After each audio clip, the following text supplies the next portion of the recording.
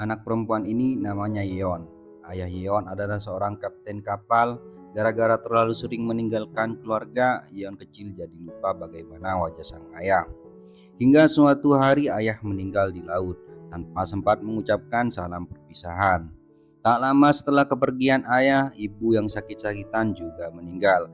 Di usia yang masih sangat muda, Yeon harus hidup sebatang kara tanpa orang tua. Di pemakaman ibu dengan wajah penuh kekecewaan, Yeon berjanji pada dirinya sendiri kalau dia pasti akan bisa bertahan hidup dan akan tumbuh jadi wanita tangguh tanpa pernah sekalipun mengandalkan orang lain. Puluhan tahun kemudian, di usia ke-39, terlihat Yeon telah menempati janjinya dulu. Kini dia sudah jadi pengacara sukses berkat kehebatannya menyelesaikan kasus-kasus korupsi proyek besar. Banyak perusahaan ternama Korea membayar mahal untuk menggunakan jasanya. Karena puluhan tahun selalu berjuang sendirian, dia juga jadi tak pernah kepikiran membangun keluarga. Baginya keluarga hanyalah omong kosong. Hari itu ketika sedang menangani kasus pemerkosaan, Yeon menyarankan lebih baik ibu korban tak meneruskan tuntutannya karena pasti kalah melawan anak sultan kaya raya. Apalagi jika kasus ini sampai tersebar luas, justru putrinya lah yang akan menanggung malu seumur hidup. Mendengar itu ibu korban marah. Yeon yang tak punya keluarga tak akan bisa mengerti bagaimana hancurnya perasaan seorang ibu waktu tahu kalau putri yang telah dia kandung 9 bulan dan telah dia besarkan dengan penuh kasih sayang diperkosa orang biadab. Di tengah perdebatan putrinya berusaha menenangkan. Meski sangat kecewa, namun karena sadar diri keluarganya cuma keluarga miskin, ibu pun terpaksa memilih jalan damai. Selesai mediasi di lobi kantor, Yeon papasan dengan seniornya. Senior menasihati sebagai pengacara harusnya Yeon lebih berpihak pada orang-orang miskin, bukan malah ikut menindas mereka. Namun Yeon malah menjawab, pengacara harus rasional. Kalau orang miskin gak mungkin menang lawan orang kaya, terus ngapain berjuang buang-buang waktu. Mendengar itu senior cuma bisa istighfar. Sorenya saat sedang latihan bela diri, teman Yeon menyarankan untuk mulai membuka hati dan mencari pasangan hidup. Di umur 30 tahun ini sudah waktunya Yeon berkeluarga. Tapi Yeon gak tertarik sama sekali. Ia menganggap semua laki-laki gak guna, buaya, beban. Malamnya Yeon bertemu dengan klien pengusaha kaya. Karena Yeon sering menangani proyek-proyek besar dan tahu seluk-beluk berbagai macam proyek di Korea tanpa basa-basi, si klien minta bantuan Yeon untuk mengurus penggusuran rumah susun warga agar proyek pembangunan apartemen mewahnya bisa selesai lebih cepat. Sebagai pembayaran awal, si klien memberikan kunci mobil dan kartu belanja VVIP. Dengan kartu VVIP itu, Yeon bisa belanja sepuasnya. Tanpa ragu, Yeon pun bersedia membantu. Keesokan paginya setelah sarapan, Yeon pergi mengunjungi makam tempat penyimpanan abu ibunya. Di depan makam, dengan bangga Yeon menunjukkan surat promosi kerja ke Amerika Serikat. Yeon sangat senang, sebentar lagi mimpinya untuk jadi pengacara kelas internasional akan segera terwujud. Namun malam harinya sepulang kerja karena kondisi jalan gelap, Yeon kecelakaan.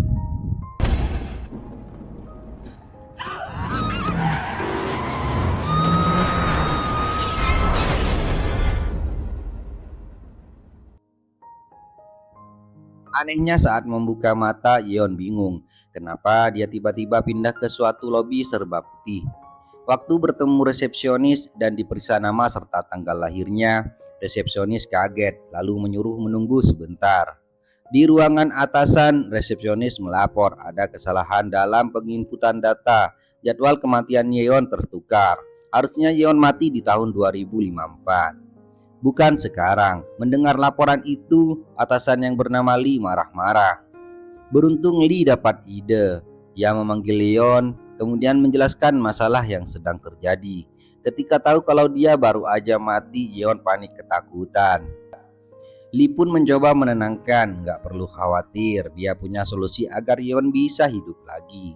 Kebetulan kemarin ada wanita yang memilih mati lebih cepat. Padahal usianya masih tersisa 1 bulan lagi. Kenapa Yeon gak coba gantiin wanita itu?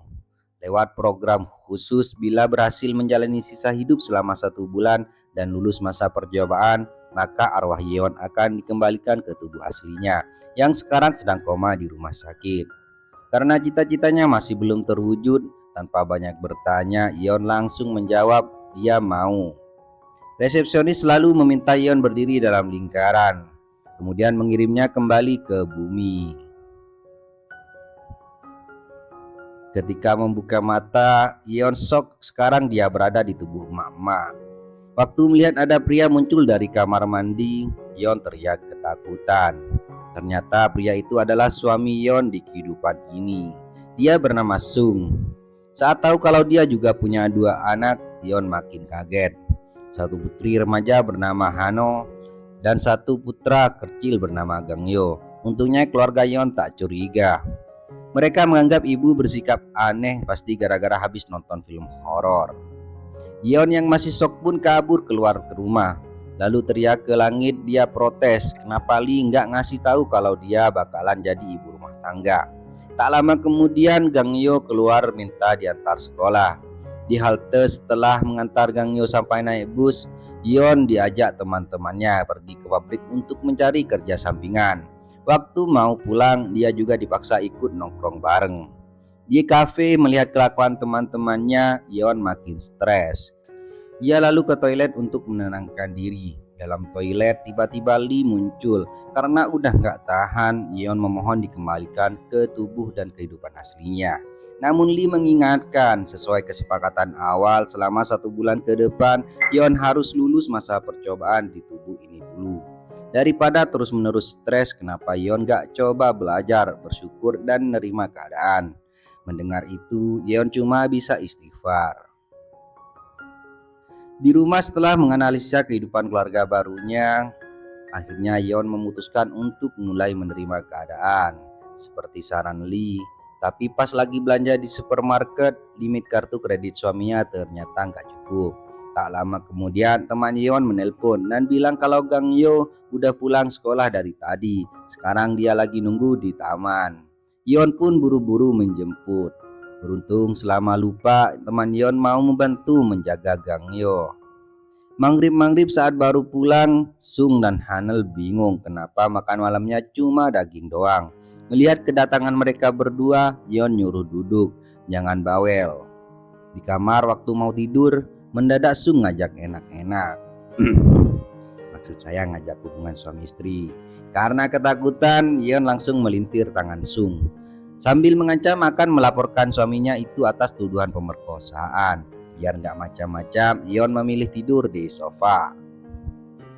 Besoknya di kantor, saat sedang istirahat, Sung curhat ke temannya soal sikap aneh Yeon akhir-akhir ini. Dari cerita Sung, temannya bilang mungkin di luar sana Yeon punya selingkuhan. Mendengar itu Sung nggak percaya, dia yakin istrinya wanita setia. Di tengah obrolan, atasan yang bernama Choi lewat. Sung lalu menghampiri dan menunjukkan rancangan proyek peredam suara untuk kereta. Melihat ide berlian itu bukannya mendukung, Choi malah menyuruh Sung fokus saja ke proyek jalan trotoar yang lebih menguntungkan perusahaan. Sung pun kecewa. Di sisi lain, terlihat Yeon sedang nongkrong sama teman-temannya. Temannya memberitahu mereka semua harus kompak menolak proyek pembangunan apartemen mewah karena akan menggusur rumah susun warga setempat. Mendengar kabar barusan, seketika Yeon ingat di kehidupan aslinya dia bekerja untuk klien kaya yang ingin membangun apartemen mewah itu. Yeon lalu bergegas pergi ke rumah aslinya untuk mengambil berkas-berkas penggusuran. Sesampainya di rumah, setelah menemukan berkasnya, sebelum pergi Yeon baru ingat dia pernah dikasih kartu belanja VVIP. Karena pengen banget belanja, Yeon pun ke mall lalu membeli baju dan tas mahal. Pas mau bayar si kasir curiga, kenapa nama Yeon beda sama nama di kartu VVIP-nya. Di sisi lain, di sekolah saat sedang istirahat, Hanel papasan sama kakak kelas ganteng bernama Gyung. Gyung di situ ngajak kenalan. Setelah berpisah, hati Hanel berbunga-bunga. Sementara di rumah, sepulang sekolah, Gangyo membawakan obat untuk Yeon. Dia mengira akhir-akhir ini sikap ibu aneh, pasti gara-gara lagi sakit. Awalnya Yeon nolak, Tapi pas ngeliat muka polos tuh bocil, akhirnya dia mau minum obatnya. Malam hari sepulang kerja, Sung mengajak diskusi masalah kemarin malam. Sambil marah-marah, Sung menuduh Yeon selingkuh. Karena Yeon gak mau jawab, Sung ngambek terus masuk kamar. Tak lama kemudian, Hanal juga pulang dan menyuruh dibuatkan makanan. Melihat sikap kurang ajar Hanal, Yeon langsung ngomelin. Mereka berdua pun berdebat. Di tengah perdebatan, Sung keluar lalu bertanya, dari mana Yeon dapat uang untuk belanja barang-barang mewah? Pasti dari selingkuhan. Di luar tiba-tiba ada polisi datang, meminta Yeon ikut ke kantor polisi. Di kantor Yeon diinterogasi soal kartu belanja VVIP yang namanya beda. Beruntung Sung berhasil membela dan meyakinkan Pak Polisi kalau istrinya bukan pencuri. Melihat perjuangan suaminya, perlahan-lahan Yeon seperti mulai jatuh hati. Di atap rumah saat sedang merenung, mendadak Lee muncul menegur. Lee kecewa cuma dalam 44 jam, 14 menit, 28 detik aja Yeon udah bikin banyak masalah untuk keluarga ini, terutama ke suami. Dengan tegas, Lee memperingatkan agar bersikap lebih baik lagi. Jika masih terus membuat masalah dan merepotkan suami, maka dia akan menggantikan Yeon dengan kandidat lain. Mendengar peringatan itu, Yeon terdiam. Sepulang ke rumah, Sung terlihat nggak marah sama sekali. Dia justru minta maaf.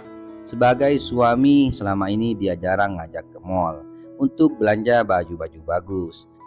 Sung janji mulai sekarang dia akan lebih perhatian dan tak akan membiarkan orang lain ngatain penampilan istrinya jelek. Mendengar ucapan Sung, Yeon tersipu malu. Esok hari waktu pulang kerja, Sung bilang kalau besok kantornya mengadakan pesta. Sung pengen banget sekali-kali Yeon ikut menemaninya datang ke acara kantor. Keesokan malamnya di pesta kantor, Sung kaget melihat istrinya sangat cantik. Dengan percaya diri, Sung memperkenalkan Yeon ke Pak Bupati. Saat Sung ingin menyampaikan idenya tentang proyek peredam suara kereta, tiba-tiba Choi muncul. Choi yang gak mau kalah saing berusaha mengalihkan pembicaraan dan ngajak makan. Di meja makan, Choi terus cari muka di depan Pak Bupati. Karena kesal ide suaminya tak pernah didengarkan, Yeon nekat memotong pembicaraan. Dia ngomong ke Pak Bupati kalau proyek Choi nggak penting, daripada anggaran dana kota digunakan untuk mengurus proyek tak berguna, lebih baik Pak Bupati membangun fasilitas peredam suara stasiun agar penumpang kereta merasa lebih nyaman. Toh ujung-ujungnya jika masyarakat senang, popularitas Pak Bupati akan ikut naik. Sung pun panik lalu berusaha menahan istrinya. Namun di luar dugaan, setelah mendengar pendapat Yeon, Pak Bupati justru tertarik dan minta Choi segera membuat rincian perhitungan proyeknya besok. Sambil menatap Sung dengan sinis, Choi terpaksa menuruti perintah Pak Bupati. Akibat kejadian tadi, selesai makan, Sung dan Yeon berantem. Waktu mau pulang, Choi datang. Choi yang kesal lalu menghina Yeon. Mendengar istrinya dihina, Sung langsung nonjok tuh bocah. Demi melepas penat, Sung mengajak Yeon mampir ke kedai. Saat sedang minum-minum, Yeon bilang dia khawatir Sung bakalan dipecat gara-gara mukul atasannya. Sung pun berusaha menenangkan, baginya pekerjaan memang penting. Tapi jika wanita yang sangat dia cintai dihina, orang lain tak peduli walaupun itu bosnya sekalipun, dia tetap akan menghajarnya.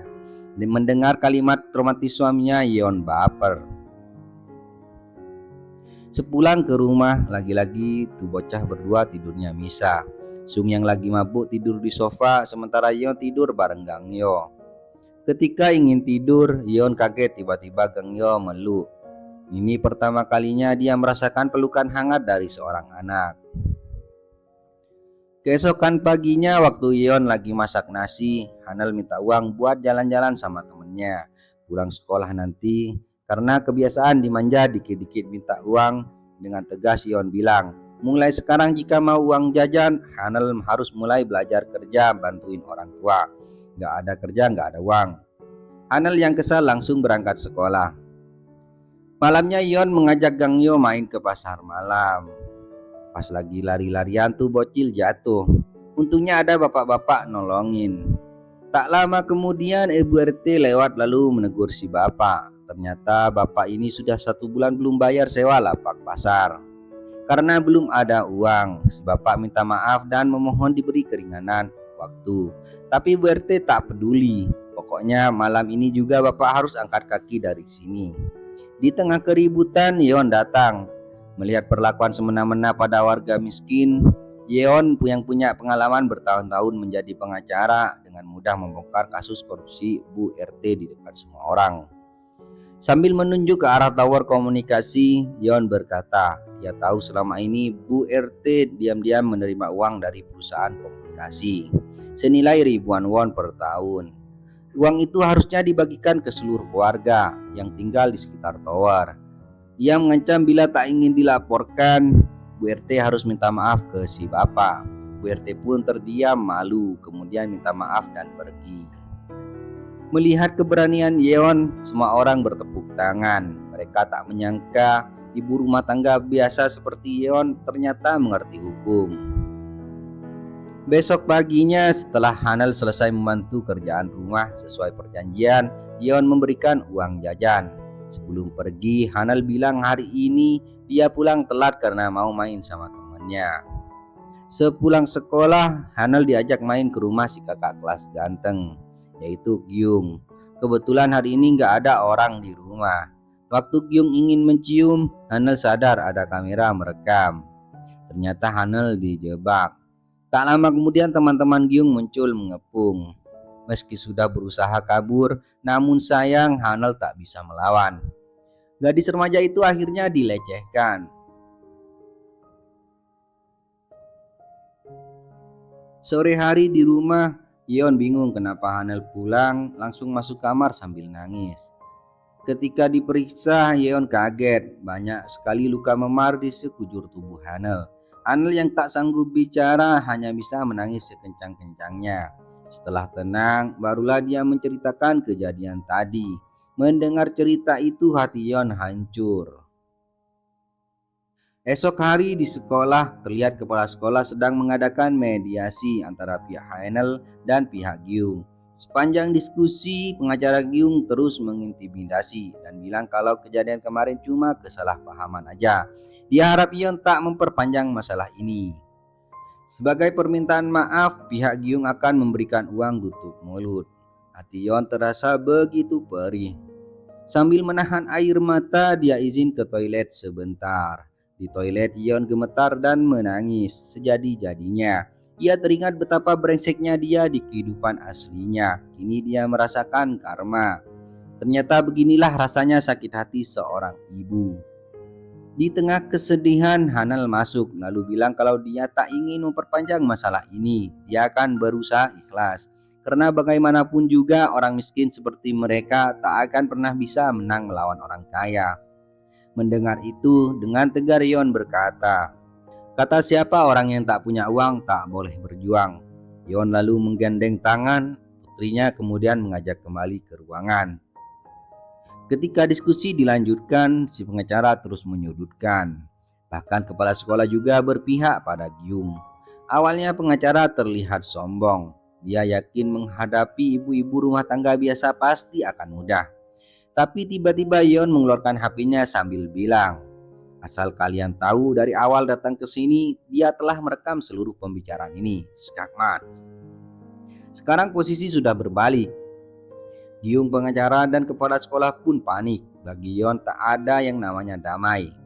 Dengan tatapan tajam, Yeon bersumpah akan membuat Gyung merasakan penderitaan seperti di neraka. Bahkan jika Gyung kabur ke luar negeri pun, Yeon tetap akan terus menyebarkan kebusukan ini di internet dan seluruh sosial media.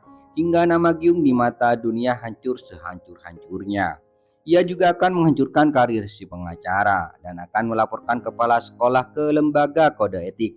Waktu Yeon mau pergi, karena kesal, Gyung memaki-maki terus ngajakin ribut. Yeon yang jago bela diri pun langsung ngasih tuh bocah pelajaran. Setelah urusan selesai, Yeon dan Hanel duduk bersama di taman. Hanel lalu memeluk Yeon, tadi ibu keren banget, sangat keren. Di momen itu hubungan mereka berdua mulai akrab. 되고 싶다. 오, 1,500원인데? 땡큐. 고마워, 갔다 올게. 일어났어. 짠. 아, 대박.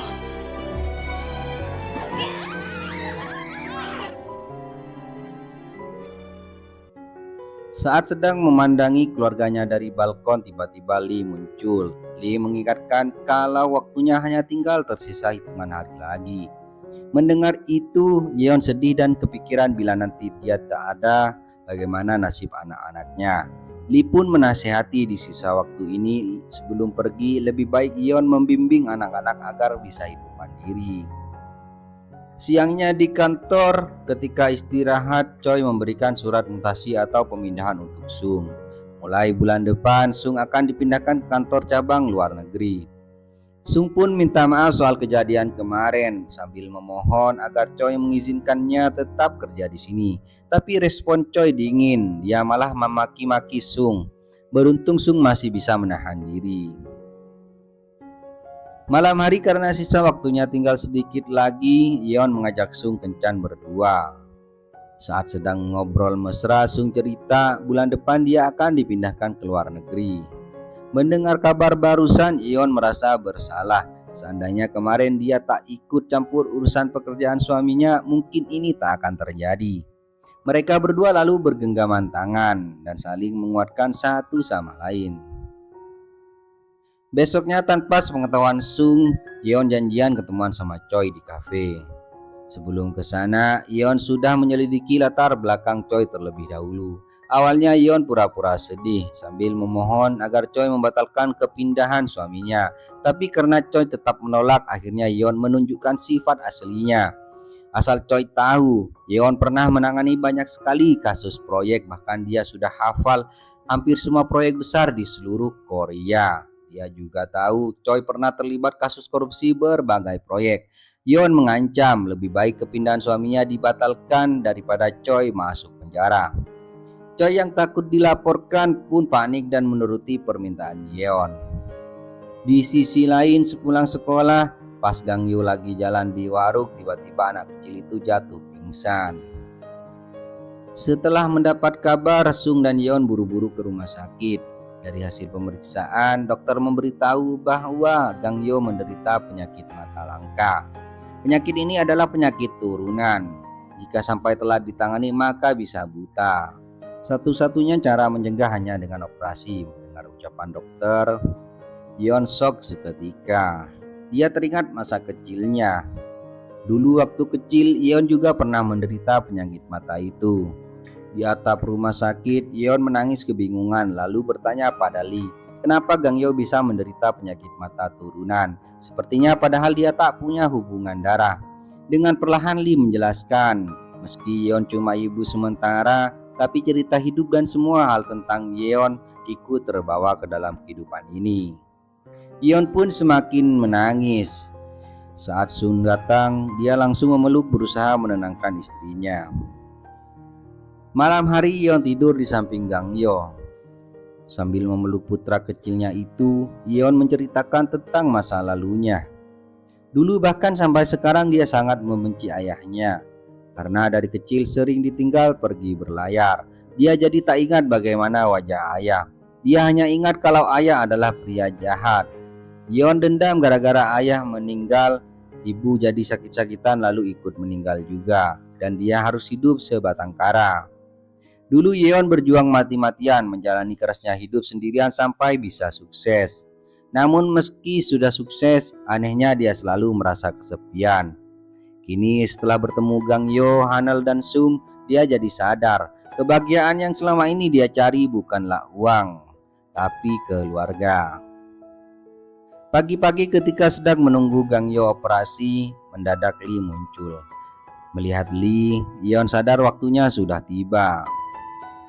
Tapi saat taksi datang menjemput, Yeon memohon diberi waktu sebentar lagi sampai Gangyo sadar dari operasi. Ia tak ingin pergi begitu saja tanpa berpamitan dengan anak-anaknya. Sayangnya Lee tak bisa mengabulkan permintaan itu. Meski sangat menyayangi mereka, namun ini tetap bukan kehidupan asli Yeon. Karena masih belum siap berpisah, Yeon pun nekat kabur.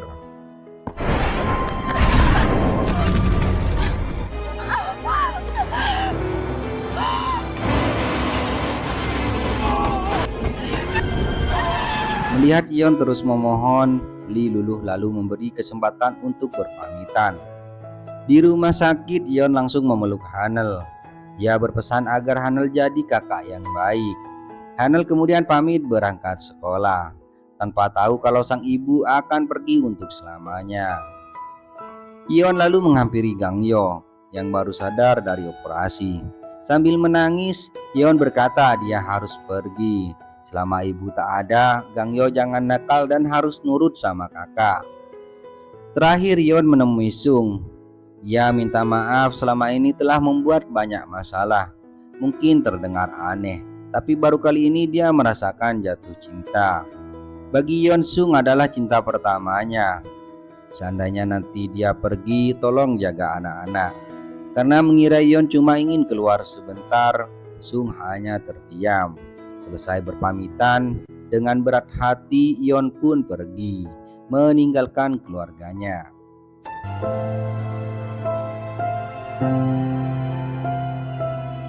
Ketika kembali ke kehidupan aslinya, terlihat Yeon sedang berada di rumah sakit, baru sadar dari koma. Detik itu juga Yeon langsung buru-buru pergi ke rumah sakit tadi, tempat Gangyo dioperasi. Namun saat sampai ternyata Gangyo tak ada. Anehnya waktu mencari ke rumah, lagi-lagi keluarga itu tak ada. Hati Yeon pun perih. Padahal ingatan tentang keluarga itu masih terasa jelas, seakan baru berpisah sebentar. Di halte bus akhirnya dia sadar, mungkin semua kenangan ini hanya mimpi. 1 bulan berlalu, sifat Yeon sekarang terlihat sudah berubah.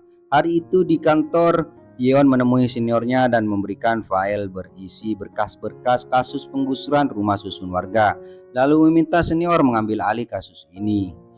Ia yakin orang baik seperti senior pasti akan berpihak ke warga miskin. Untuk sementara Yeon ingin mengambil cuti. Dia juga sudah tak mau lagi menjadi pengacara kejam yang tega melakukan berbagai macam cara cuma demi mengejar uang. Beberapa hari kemudian Yeon memutuskan pindah rumah. Waktu sedang berkemas, dia tak sengaja menemukan kotak berisi barang peninggalan kedua orang tuanya. Saat melihat-lihat album foto kenangannya bersama ayah dan ibu, Yeon baru sadar sosok Lee yang muncul dalam mimpinya selama ini ternyata adalah ayahnya sendiri.